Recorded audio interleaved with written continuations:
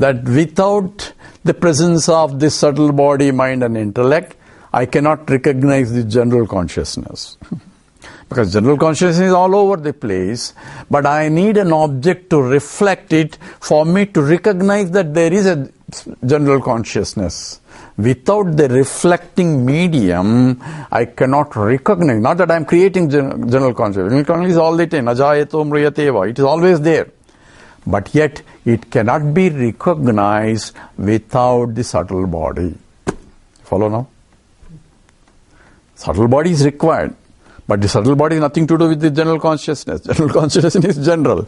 It's only getting reflected in the subtle body. The reflection is required to recognize the presence of the subtle body, including the presence of the mind also.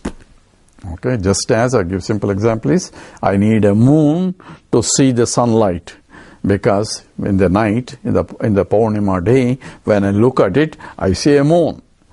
But moon doesn't really shine by itself. It is the sunlight that is getting reflected and coming to me. So it is the sunlight that I am seeing, but moon is required, because if I go outside the moon and there is until another star or another planet comes, there is nothing I can see, even though sunlight is there. So moon was required for me to see sunlight there. Sunlight is also all-pervading. I cannot recognize the presence of the sunlight, which is all-pervading, without the presence of the moon. Follow? And if the moon is not returning back, then I won't see. I need the moon to reflect that light so that I can see the reflected light. Using the reflected light, I have to see the sunlight. Using the moon. Follow now? The whole process. That's exactly I had to do in the meditation. Using the mind, using the reflection of the consciousness, and using the reflected light, I had to see that general consciousness that is getting reflected in the process. Okay? Because mind itself doesn't have any consciousness. Mind itself is inert. But in the very presence of that consciousness, mind, when it is reflecting, it is also becoming a conscious entity, just as the moon doesn't have a luminosity of its own, but by reflecting, by being present in the sunlight, it also gaining the luminosity and shining the earth back. And now in the presence of moonlight, I can see objects there that are there. How do I see the objects? Moonlight is falling on the objects, and that moonlight, when it falls on the object, again reflected back by the object to me, and then I can recognize the object. Right? Follow the whole process. Now, exactly identical situation. You have the mind, you have the total consciousness getting reflected by the mind, and that is called Chidabhasa. Reflected consciousness, and making the mind dynamic and active in the process. If the mind is calm, quiet, serene, peaceful, all the reflection is coming and getting reflected. If the mind is agitated, reflection is still falling on it, but reflected lights are agitated. Right? Follow now? So whenever you are agitated, it's not because of the total consciousness. Total consciousness, I am the witnessing consciousness. I am witnessing the perturbations of the mind also. Follow? You are not perturbed. The mind is perturbed. It is the equipment problem. Why mind is perturbed? Because of the vasanas. Pressure of the vasanas, agitations, anxieties and all that. I want this, I want that, I didn't get it. All that ups and downs in life is making my mind upset. But if I am contented mind, I do not have many desires, I am peaceful by myself, my mind becomes serene, I can reflect that all. Now you see, Prajahati yada kaman sarvan partha manogatan atmani eva atmanatushtaha, because he doesn't have any more desires, because he realized that I am already full, therefore mind doesn't get unnecessarily perturbed unless he wants it to make it perturbed in order to act for fun, just because otherwise he will be getting bored alone. So he may do it for loka kalyanam. That's a separate issue. You may get agitated, how come these people are not working and all doing all that.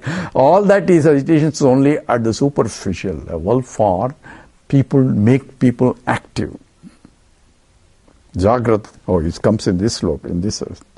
Uttishta, Jagrata, Prapayavara, Nibodata, Charasyadara, Dharatya, Durgam Padanad, Kavayo Vadanti. It says in the Kathopanishad, but Vivekananda. Arise and awake. That's coming from this Kathopanishad. Get up. You guys are lazily sitting and all foreigners are ruling over. So first get up and be active. And that dynamism has to be invoked because we are becoming lethargic. So from a sattvic, we have to push into the rajasic, and from rajasic, we have to go to, from tamasic, we have to get to rajasic, from rajasic to sattvic. And that is the evolutionary process is required. So that's why Vivekananda was whipping people to get up and claim what is our true nature. Because Vedanta can wait. First you have to get up and make yourself active. So this process has to be clear, because everything else, Vedanta becomes completely easy and understandable if you understand this basic process. Just as reflected from the moon, falling on the objects, objects are getting reflected, I am perceiving what? I am perceiving a reflected light from the objects, and the reflected light is a reflected light from the moon, and that light is actually sunlight. Right? Follow the whole process. Exactly same way. When the thoughts raise in my mind, when I see an object outside, I say this is inert, but when I see the object is coming as a thought in my mind, so thought rises in my mind, so the light of consciousness first falling on the mind, the Samanya Chaitanyam first falling on the mind, getting reflected by the mind and falls on the thought and getting reflected back to the mind, and the reflected light of consciousness back from the thought is the knowledge of the thought. Follow now the word. I am paying attention to the object that I see in the full moon night. Without recognizing, I am only seeing sunlight there. Follow? I am not seeing really the object also. What I am seeing is sunlight, but I say I am seeing an object. In the moonlight, oh, moonlight is so good, I can see everything here.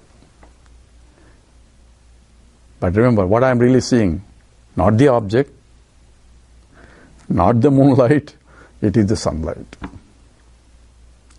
So, pratibodha viditam matam, when Upanishad says you can know in every knowledge that is taking place, you can recognize the light of consciousness that is all-pervading light going through this process. As though getting reflected by the mind, which is reflected onto the thought and getting reflected back, and that is the knowledge. But the knowledge is nothing but consciousness, because I say I am conscious of this object. This object exists because it's reflecting. Non-existent objects cannot reflect, right? So existence of the object out there is transferred as though existence of the thought in my mind, and that thought, existence of the object thought is joining with the consciousness that I am through the light, joining together. So Chit aspect, Sat aspect are becoming together for me to know that I am conscious of the existence of object out there. Clear? Step by step. I am conscious entity, that's existent entity, joining together. Now Sat Chit aspect are becoming one again, where I am conscious of the existence of, which is expressed as a thought, but that is the locus of the object out there.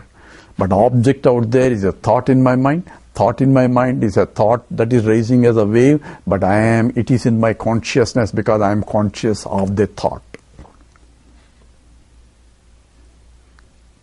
So, this process, if I understood the Samanya Chaitanyam, which is all-pervading, the Vishesha Chaitanyam is each individual is different. Why? Because the reflecting medium is different.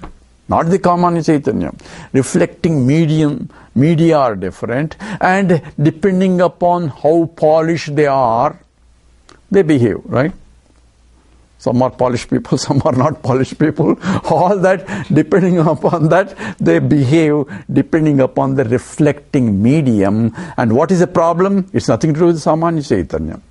It's only the impurities that are really clouding the problem. What are the impurities? In the BMI, or the vasanas cause the problems there. So, cleaning up, the cleansing of purification process is required by Karma Yoga, by Bhakti Yoga. All that yogas are meant for clearing out the buddhi, the intellect, clean, so that the reflected consciousness can beam through. But that's not enough. I need an education to say that I am the light of consciousness that is going through this process. I am not the mind, even though mind is required. I am not really reflected consciousness, even though reflected consciousness is required for the mind to be active, for me to see that I am not the mind. Because for knowledge to take place, I need the mind. Without the mind, I cannot have the knowledge. So if I go to deep sleep state where the mind is folded, I cannot have the knowledge even though I am there. Existence is only there, no mind, no disturbance, no Advaita. All Advaitas, Jayan, everybody is gone. You may not know Jayan, but a Advaitin fellow by name Jayan. But anyway, no one is there because that is Advaitam. That's why everybody is happy, right? In the deep sleep state, no wife, no husband, no children, no problem, nothing. Because that tells you, nature is telling you, Advaitam is in fact the happy state. But there is no knowledge. Why? Then for a knowledge, I need the mind.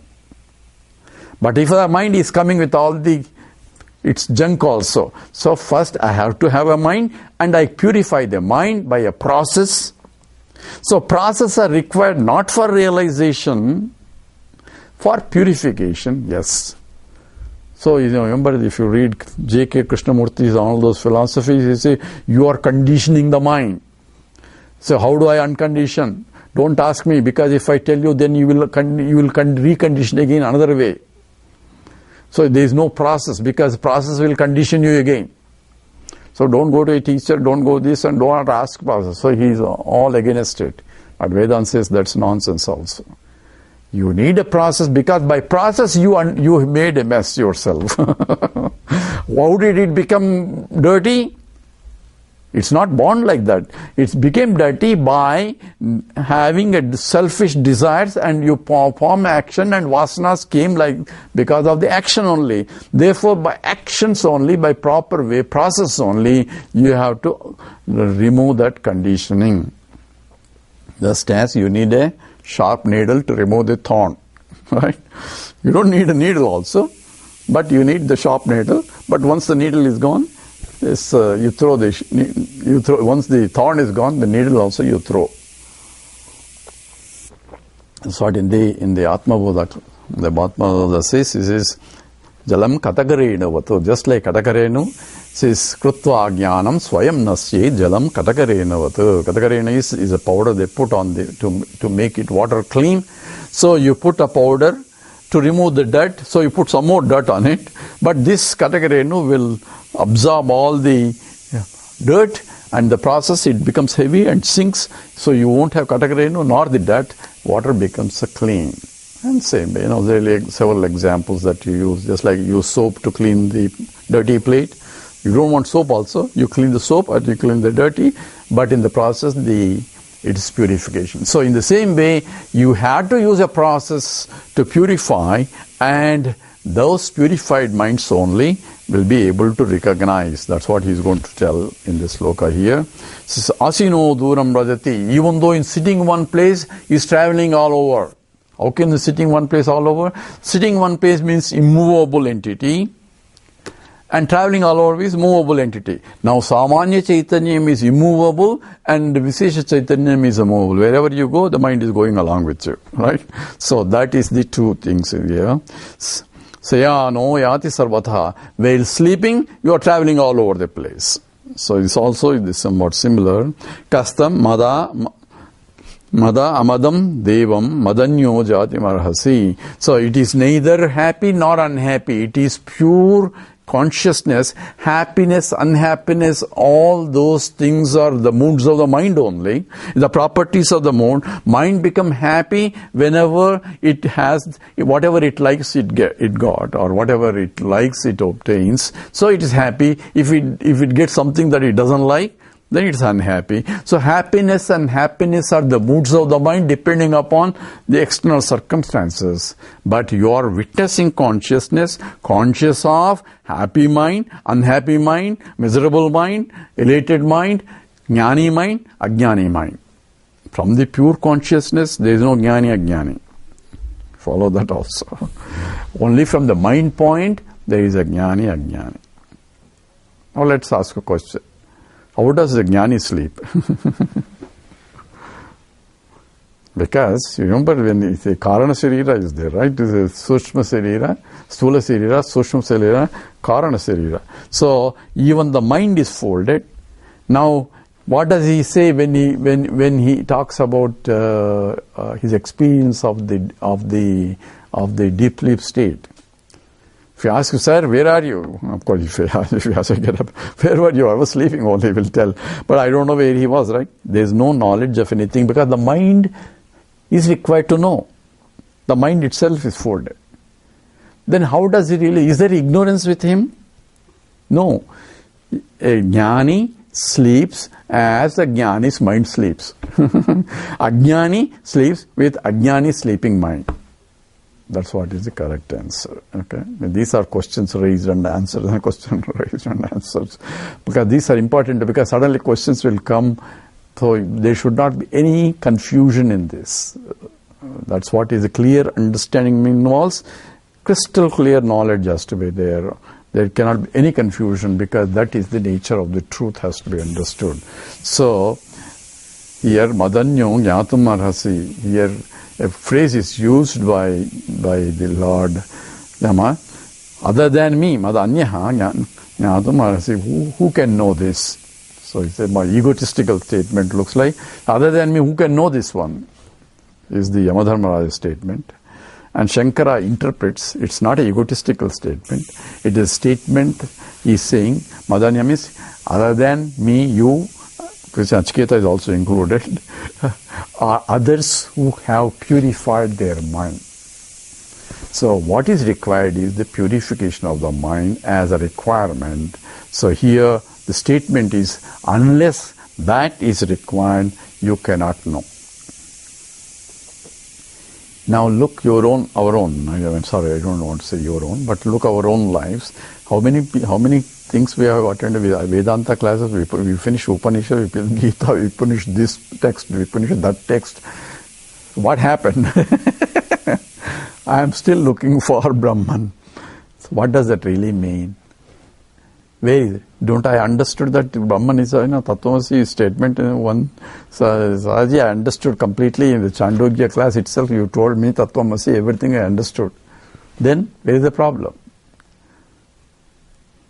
So it is intellectual understanding is different from understanding as a fact. So this is called Paroksha Jnanam and Aparoksha Jnanam. Paroksha Jnanam is intellectually understanding, clearly understanding, Shravanam, Mananam. So in principle, if this condition is satisfied, Madanyo Jnatum Marasi, when the mind is completely pure, then that understanding becomes a factual understanding. Not just understanding as a thought, as a J. Krishnamurti statement. It's an understanding as a fact. So I remember the Mr. Joan and the rat story. That is Swami Chinmayananda's story. Mr. Joan suddenly thought he's a rat and not a man. And his wife took him to the doctor and says, no, you are a man, rat looks like this, you don't look like that, you are a man looks like this. So after many sittings, he understood, I am a man and not a rat. Mr. Jones understood What? I am a man and not a rat. We all understand we are not the body, we are not the mind, we are not the intellect, we are pure consciousness. We all understood. Then we went out. My wife says something, my husband says something, my neighbor says something, and I get excited, blah, blah, who, blah. And Mr. Jones also went and saw a cat was sitting there. Then he ran back to the doctor, says, what happened? You know that you are a man and not a rat. He says, sir, I understood clearly, I am a man, I am not a rat. But I am not sure whether the cat knows that I am a man and not a rat. So, our understanding is, my neighbor doesn't know that I am Brahman and he is misbehaving. My wife doesn't know that I am Brahman and she thinks I am still the same old guy. My wife tells me, you have been attending Vedanta and you have not changed. I said, that's exactly what I am learning. And teaching too, that I am changeless entity. So, that I have to understand as a fact. And where is the problem? Problem is Mr. Jones did not really understood that he is really a man and not a rat. It's only a thought process. So where is the obstruction? It's called pratibandha. Pratibandha is obstruction, is lack of purity of the mind. Complete purity of the mind. So how do I purify myself? The purification is done by karma yoga. The best way of purifying is by karma yoga.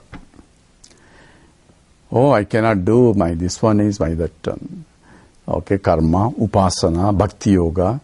All depending upon whether you are an active member. You cannot sit someplace and do praying. Oh, I cannot sit down in the temple. I cannot see the God there, and I see everybody coming, and all see people are praying there and behaving rottenly. All people talk all sorts of things, right? About bhaktas and all that. And I cannot do all that. I want to do something to the life. What good is this? And say, okay, join in Chinmaya mission and help Chinmaya mission in one way as a karma yoga. Not Chinmaya mission should recognize you. You are doing so that for your sake, not for the Chinmaya mission's sake. Because for that way it is uplifting, because mission that helps others, that's all the implication is. Involved in selfless activity, that is the best way of purifying the mind, where I do not have anxieties and all that. Me and selfishness is the one that causes the impurity. Now should I go and do karma yoga? I finished karma yoga and I am coming to attend these classes. So in that case, you don't have to go back. You can attend still Chinmaya mission programs, but further purification, because you are able to sit through enough, shows that you have chitta suddhi enough to listen. A karma yogi, if it is completely, he cannot sit here even. So a lot of people came and a lot of people left also, right? Why? They cannot sit. They have any excuse will be enough to take away from this, because priorities become important in life. Why priorities? Other priorities become important? Because that's more important. That's why. So this becomes less important because, okay, Sadaji will talk same thing again and again. So it's the same thing. So, not that my talk, it's any talk also, it's the same. It's a Vedantic listening. So what has to be done in order to remove this is this nididhyasanam is important, where I have to constantly contemplate on the teaching.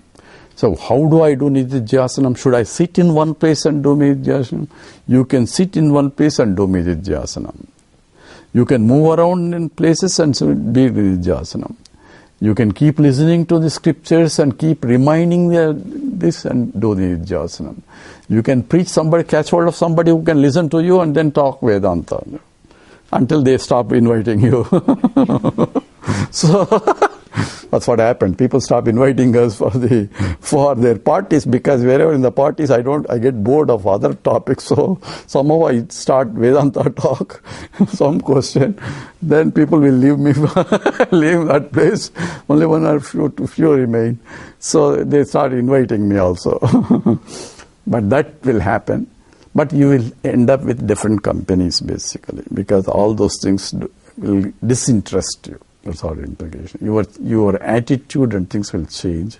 And that way you keep your mind constantly on it.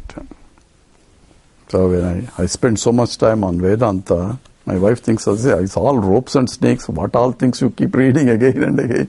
It's only rope and snake. How much you can tell? But rope and snake is just rope and snake. But we keep carried away with the snake and don't say rope still. So that's the only way to do it is nididhyasanam. And that is here emphasized. Madanyo gyatum arhati.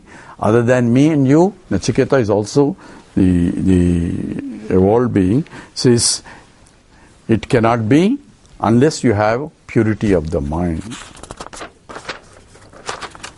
I'm just revising. This is all we did last time. Okay. Asariram sarireshu anavasteshu vasitam mahantam vibhum atmanam mattvadhiro nasochati. Sloka 22. Asariram sarireshu. Recognition of the presence of the absence of any sarira in all the sariras. Sarireshu. In the body. So I have the subtle body. I have the gross body. I have a subtle body. I have a causal body. All these bodies are there, but I have it, but I am not that. I have a car, I have a house, I have this, I have that, but I am none of them. I have means I have something other than myself is what I have, right? In the same way, in the Sariram is all the things that I can have, but I am none of them. I have to keep thinking I am Asariram. My true nature is I have no body of anything. Body falls down, I don't fall down. Because I am all pervading. Body is born and body dies. And subtle body goes one place, another place. But I don't go anywhere. I am Samanya Chaitanyam, that is enlivening anywhere. That understanding has to be understood. Anavasteshu avastitam. That which does not have any avastha in all the avasthas. I am going through a waking state and a dream state and a deep sleep state, but I have no state. Because I am there in the waking state, I am there in the dream state, I am there in the deep sleep state. States come and states go, but I am without any state itself, because I am all pervading in all states, but no state is really mine. I am pure chaturtham manyante. That is, I am the fourth state. People call it as a fourth state, because I am none of these three states. And I am that which is beyond all the three states. And that is anavasteshu. Avastitam. Mahantam is so great. So how is so great? Because you can see the beauty of it now. You can see, now I understand it and look back in the world, you can see its beauty. The Mahantam aspect becomes the glory of that consciousness becomes evident once I understood and then come back to the level of Yavahara. With that understanding, then I look at it, then you see the beauty manifesting everywhere. Because in its mere presence, it's neither a doer nor an enjoyer, but very presence makes so dynamic. The matter which is carbohydrates, minerals and all that is becoming enlivened so much, so beautifully just by its only presence. It's not doing anything. If you ask consciousness, why are you making this alive? It says nothing doing. I am nothing. I am just all pervading. It is just getting activated in my presence, the subtle body getting activated and performing an action and getting into a mess also. But look at the beauty now. When I understood that I am a conscious entity, you see the beauty of operating. Now you see as a drama of life, everybody is acting in the subtle bodies. They say each one is moving, right? Each one is Chidabhasa, is reflecting, and the reflections are acting like that. But I am consciousness in my presence. All these things are happening.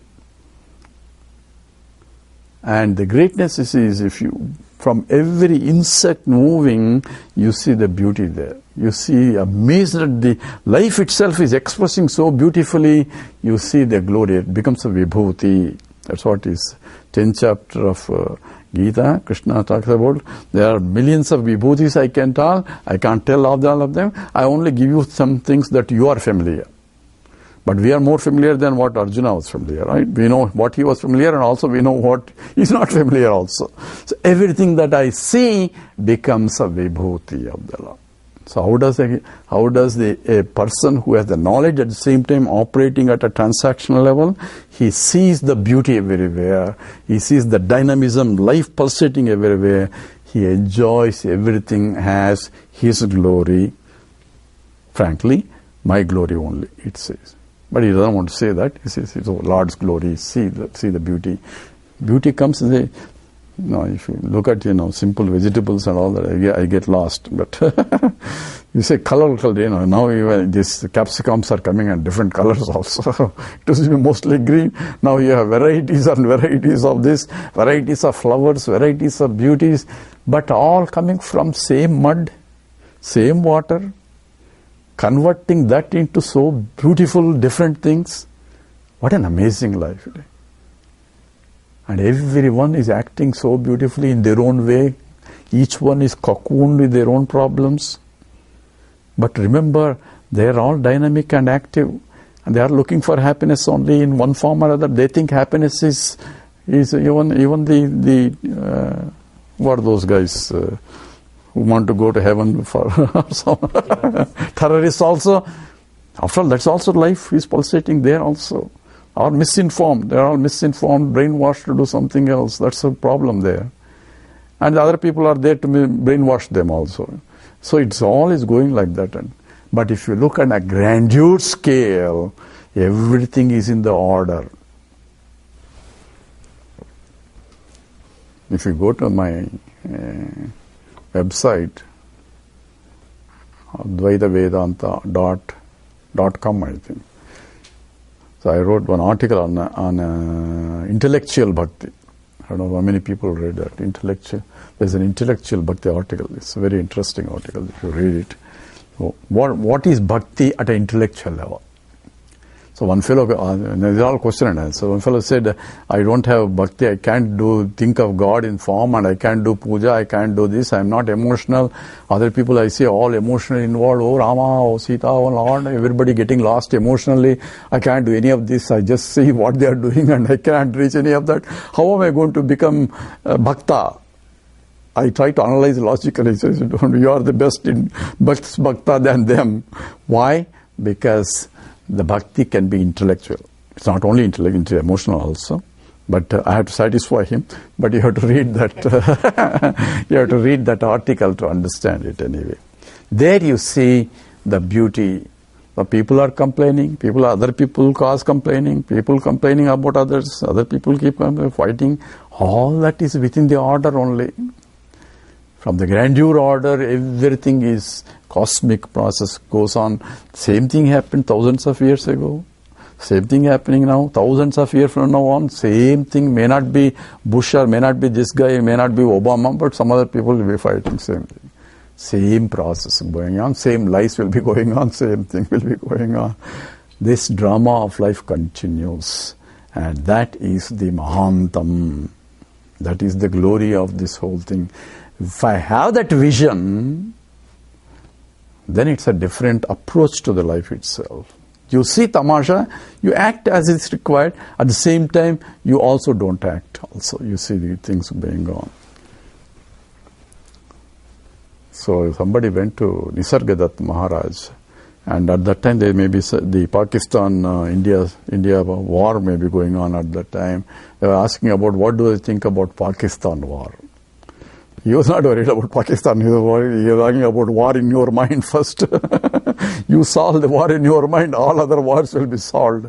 So he was drifting his attention of the fellow back to the original, because people will keep fighting all the time. And someone asked Einstein, what do you think of how are they going to fight Third World War?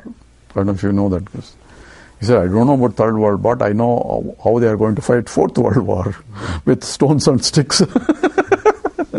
So people will be fighting as long as there are few people, 3 people maybe, you need 2 people to fight. So it will be happening anyway. So Mahantam Vibhum. Vibhum is all-pervading consciousness. Atmanam matva dhiro nasojati. Having known that, dhiraha nasojati. He doesn't cry. Why he doesn't cry? Because he sees these are all modifications of the mind. Even though he may be suffering, he will not cry. He may show sympathy for people who are crying. That he is not unsympathetic. A Mahatma will be very sympathetic. At the same time, as soon as you leave, situation changes, he will be back to his normal only. He shows whatever is required. So I used to watch Swami Chinmayanandaji very, very carefully because I was a very skeptical type of disciple. Because I come from initially J. Krishnamurti Foundation, I was reading, then I threw all the books because I didn't know what the hell is. I shouldn't say what the hell, what the heaven it is. Couldn't understand how do I control my mind, how do I uncondition the mind. I can't. Then I became a Nastika in the process, and then suddenly I got exposed to Swami Chinmayananda, and I liked it so much, the logic of it. But I used to watch very carefully, because he used to stay with me also many times. And the way he was interacting is fun to watch also. And he knows I am watching also. He knew that I was watching and watching him also. But he was a teacher in the process, that also.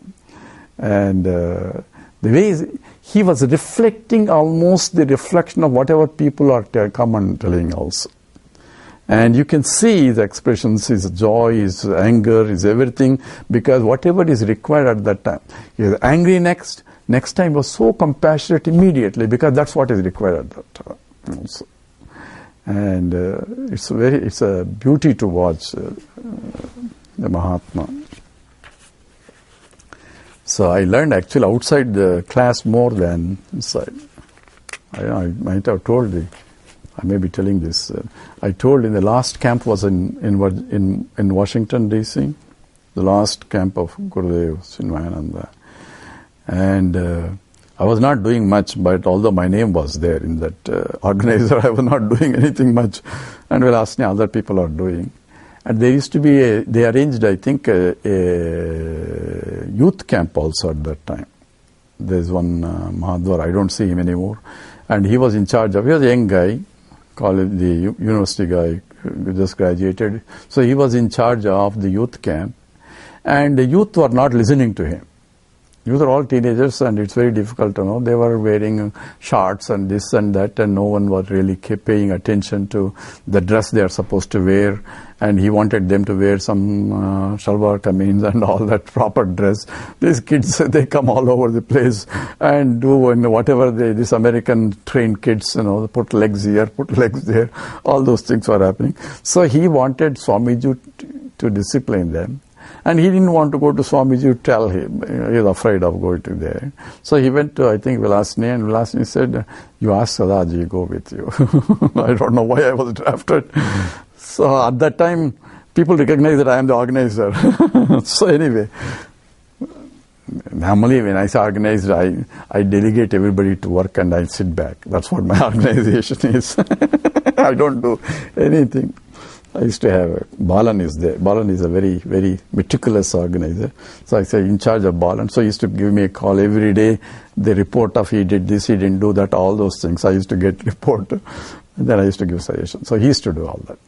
But anyway, this story is, I and this fellow, we went to see Gurudev because he wanted me to, as a backup, to help him to. So what he wants is, he wants Swamiji to tell the youth this. So we went there. So Swamiji was sitting there after that. And he looked at him and he looked at me. He knows when I have come, there is something. So he kept looking at me. Yes. I said, Swamiji, this is a problem. I said, yes. Swamiji, can you tell? So I am now giving instructions to Swamiji what he has to tell. So I was saying, you have to tell this Swami, he listened. He was not saying anything, he was listening. And then he looked straight into my eyes. Is that all what you have learned? So I was understanding, I was telling her what he has to do for the youth. And he was looking at me and asking me, is that all what I have learned? So I was just puzzled. And I was looking at him, what he wanted to teach me. I know there is some lesson that I have to learn now. Is that all what you have learned all these years? Then he said, do you really think I am the one who speaks there on this podium when I sit there? That's what it is. Because I was giving instructions of what to say when he's there on the stage, and I was telling him what to tell, and he's telling me, do I really think that he is the one who is a speaker when he's sitting on this stage? So it hit me like a bolt, and immediately I got up. I put Sashtanga Namaskaram to him. I didn't say anything else after that. Suddenly his whole mood changed out of love so much. I said, all right, you go. Then he did say to the children what need to be done. But that's a lesson he was teaching.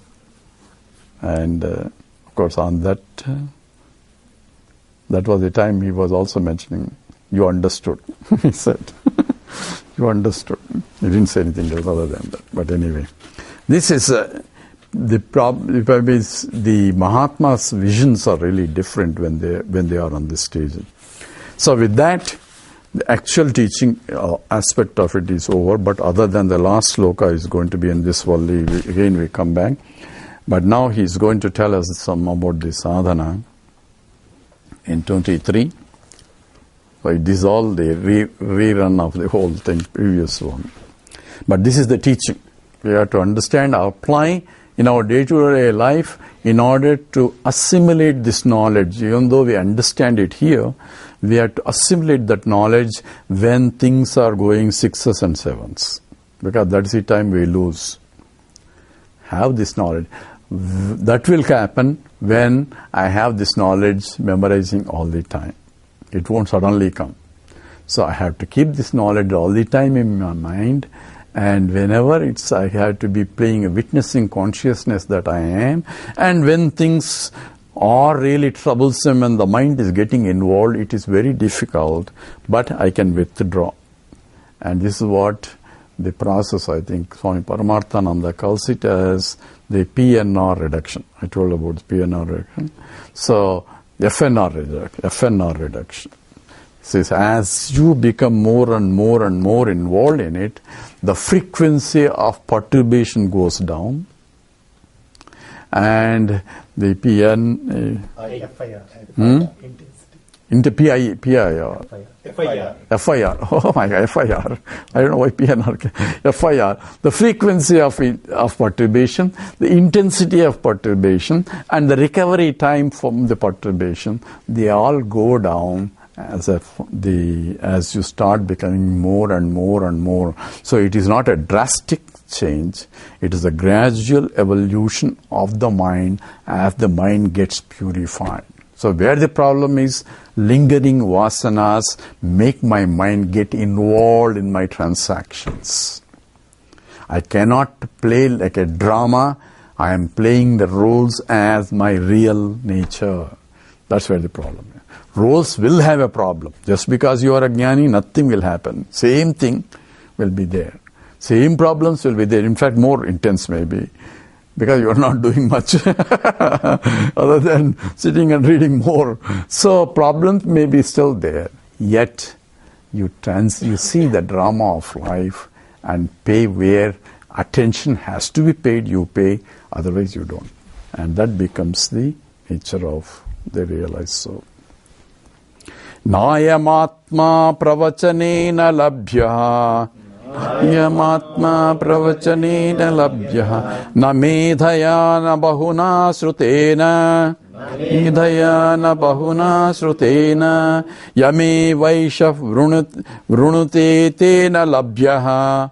Yame vaishav vrunute tena labhya.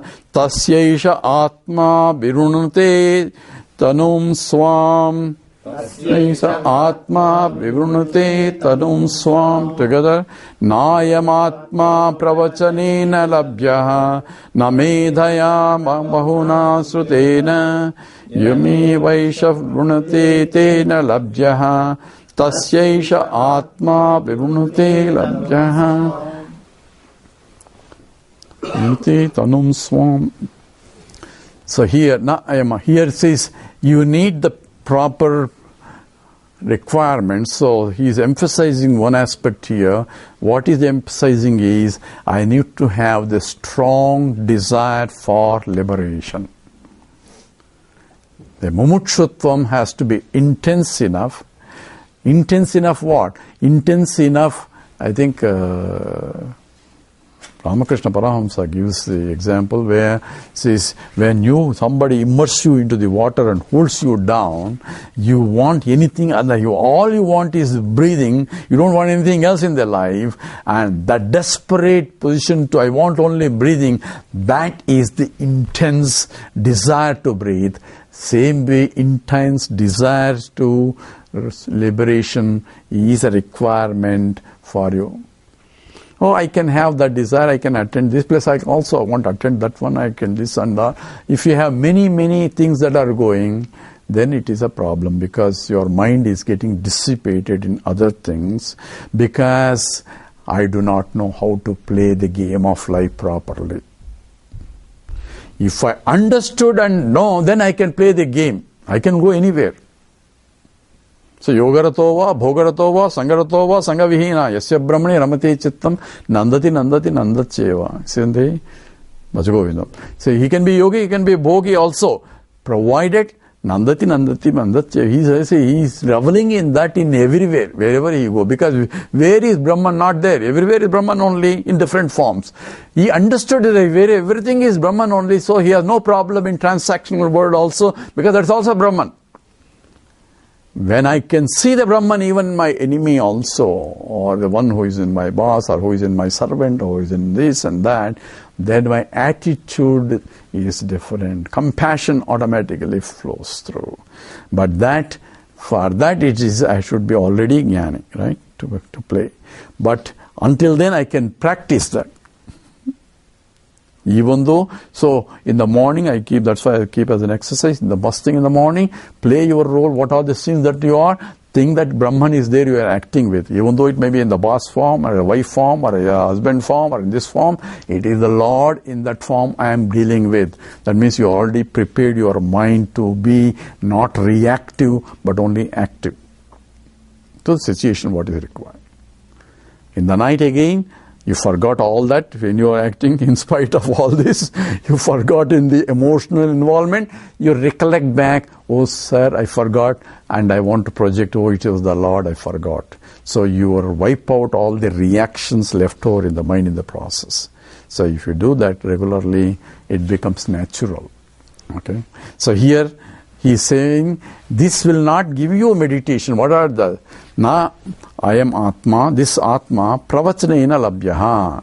Pravachana means normally pravachana means the discourses. But Shankaracharya defines here, it's not the pravachanam. It is adhyayanam. Veda adhyayanam is pravachanam here. So that's why we need a Shankara Bhashyas and all that. Because Mahatma is giving pravachanams and all this, so he has already realized it. So that is required as a part of nididhyasanam. So here the emphasis is na pravachanena labhyaha. Therefore, it is not by Veda Adhyayanam you can gain the knowledge. Means by keep studying Vedas or Vedantas, keep on studying will not happen. Nothing will happen. Na medhaya. Medha is by memorizing here. This is the Shankara's interpretation. Remember, I am giving the Medha is the intelligence, and intelligence requires memory, because in the olden days everything has to be memorized. We used to memorize Amarakosham in the morning. My father used to wake us up at 4 o'clock in the morning, and we had to chant yes yajna anadaya sindho. There is a Amarakosham. I don't know if you know. Amarakosham is a dictionary type. We are sleeping and he doesn't get sleep, and we are sleeping and we have to get up and do this. So it was a real misery. But we had to do it. I mean, he's a great man. So he was a great Sanskrit scholar actually. Na medhaya. So by memorizing of that and quoting, memorizing means quoting and all that will not help you in gaining this knowledge. Na bahuna srutena, by listening more and more does not help you also. So if that listening doesn't get into the practice, it has to be understood. Just by listening and then, oh, I heard this song, I went this song, I went to, keep people shifting all over the place and all that. So that will not help you at all. Keeping going on, different satsangs and all that. I have to understand the subject. Once I understood, anything will come, say, no, it's the same around that only. So for a variety I can go. So once I understood the knowledge, for a variety, it's okay, we have Kathopanishad, we have another Upanishad. It's the same thing, there's no different, only we change the time and the title, but same thing is taught in a different way so that the mind can evolve into that. Otherwise it gets routine. Na medhaya bahuna srutena yomi vaisya runite tena labhyaha. The statement is interpreted, to whom. There are two ways to interpret this. One is a grammatical way of explaining, another is the way that can be understood. To whom one favors this, one wants this intensely, to whom it will give, it comes. So I have to have a strong mumukshutvam for me to gain that knowledge.